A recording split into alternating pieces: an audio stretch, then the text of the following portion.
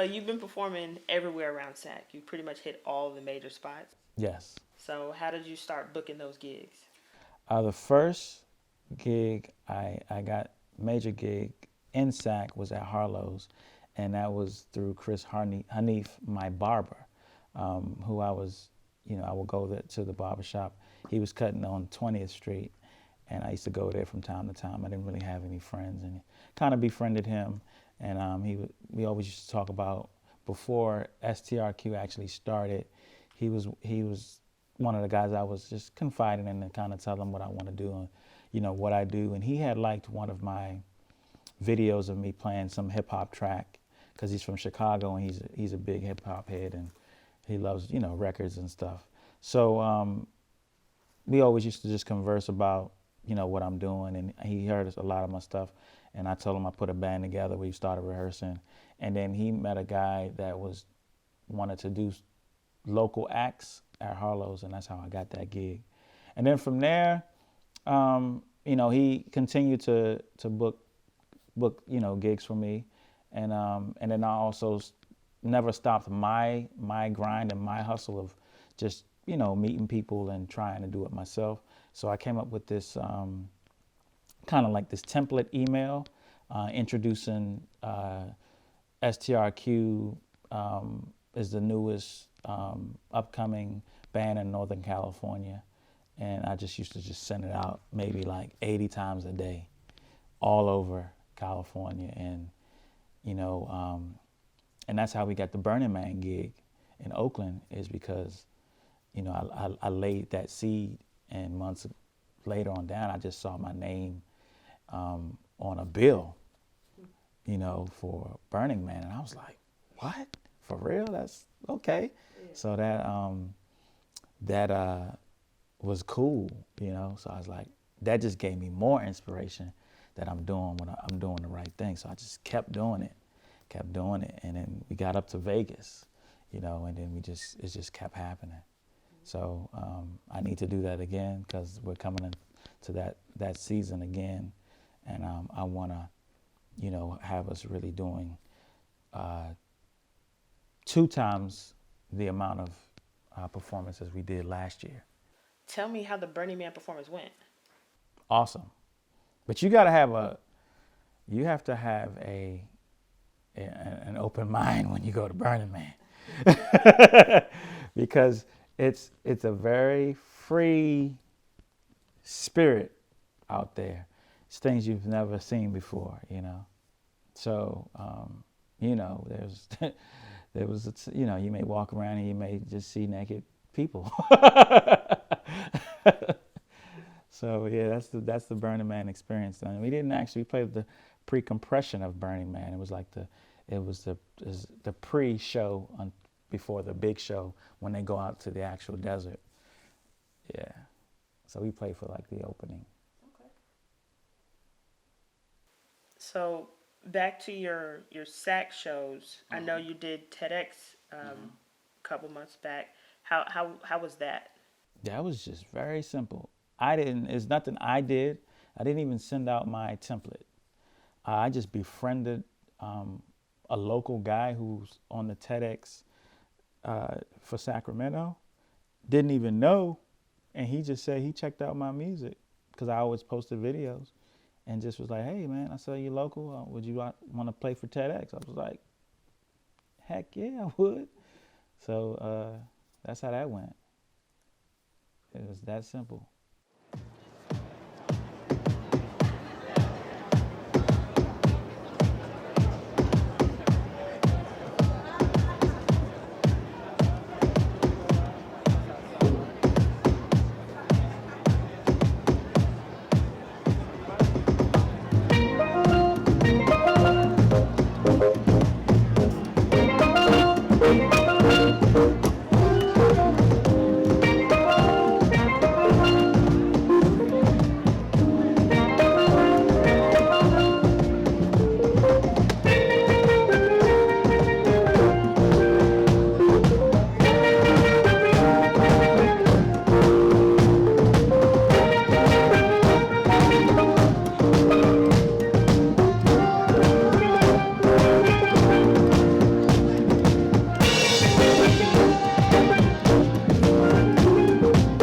Did you get any shows from TEDx from people that saw that performance?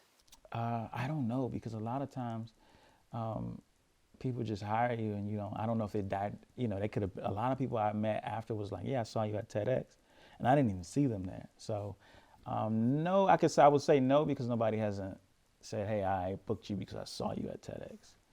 But a lot of things have come off of that. Um, I think um, interviews for local things have popped up. So Yeah, I know you were on Fox 40. Yep. How did you get that?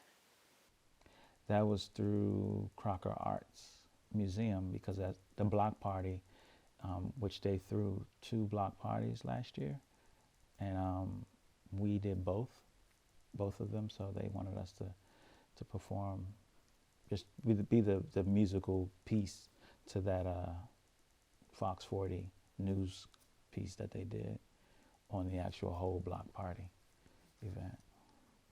Okay, I remember that was the first time I saw you guys perform at the Crocker Art Museum. Hmm.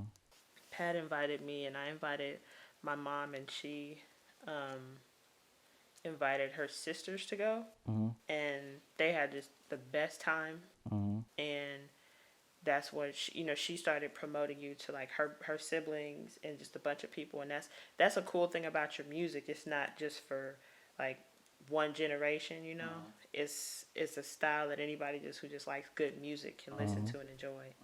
There's dancing going on, and I have yet to find someone who has a complaint about STRQ.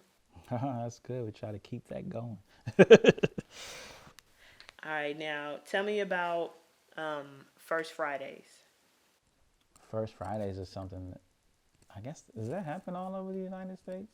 The first time I've ever heard of a First Fridays is here in California. But I asked that question because um,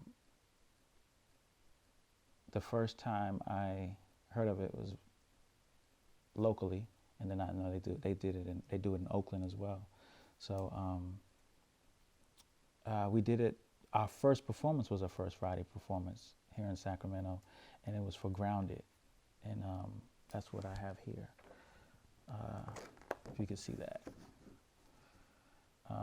So this was STRQ's first gig, and the folks over at Grounded, they always embrace us. Like we even did our Tiny Desk performance there for the Tiny Desk audition. It was like Tiny Desk does this thing where they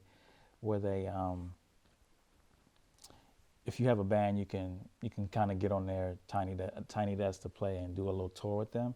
So we tried to do that, but we didn't get it. But maybe next time, or maybe just do a TEDx in Washington D.C.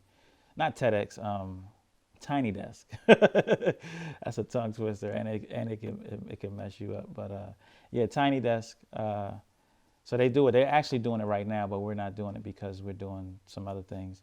But yeah, so that's the first time I heard of First Fridays was through Grounded, and we also performed at the Sound Room in Oakland, and we got called to do First Fridays Oakland, and we also got called to do the Sound Room at the same time, and not the same time, but the same day, like an hour apart or two. So I just said that was great. So we did both of them that way, and I got the First Fridays event through the template that I usually send out to try to solicit performances for STRQ, and they hit me back and was like, sure, let's do it, and they actually want us to come back and do it next year as well. How did you think the performance at First Fridays Oakland went? Very good. We got a very good response there. We always get a very good response in Oakland. Um, yeah, I loved it because it was an outdoor event. So I just love the sound of outdoor music, first of all, but it just went perfect. We started playing around, was it 7 or 8? And it was before it got dark, and then we played into the dark. So it was the people stuck around. Like it was so much people out there, but when we started playing, they kind of crowded around to the front and stayed. And a lot of people took photos and later posted them to Facebook and tagged us in it, found us, online, and just had great things to say. So yeah, it was a great performance. Can't wait to do it again.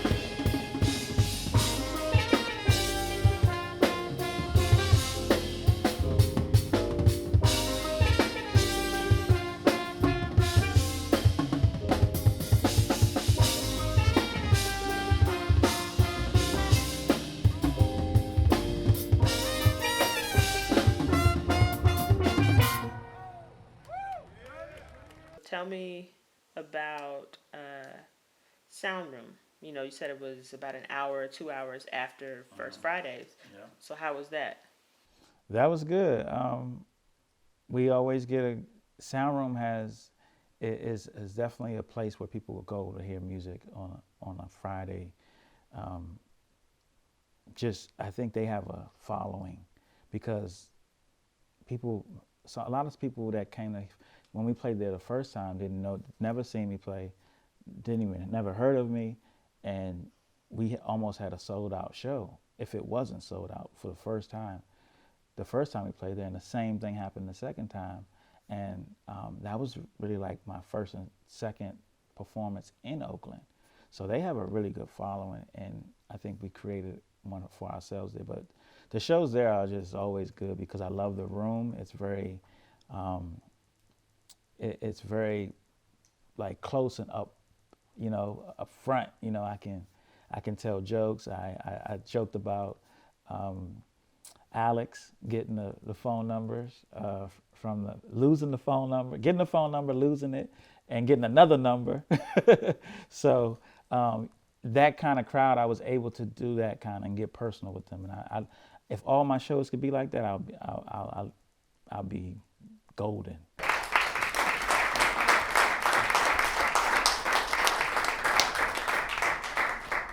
Thank you. So we are the Shawn Rebel Quartet, featuring tonight. We have Levy Salou on alto saxophone.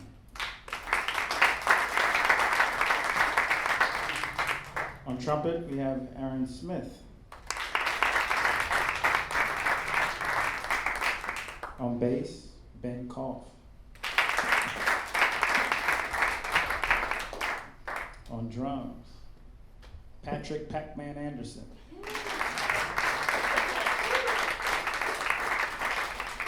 I'm feeling a little lucky tonight because I hope his luck will rub off on me, and he's the newest member of this group, and that's Alex Raymond.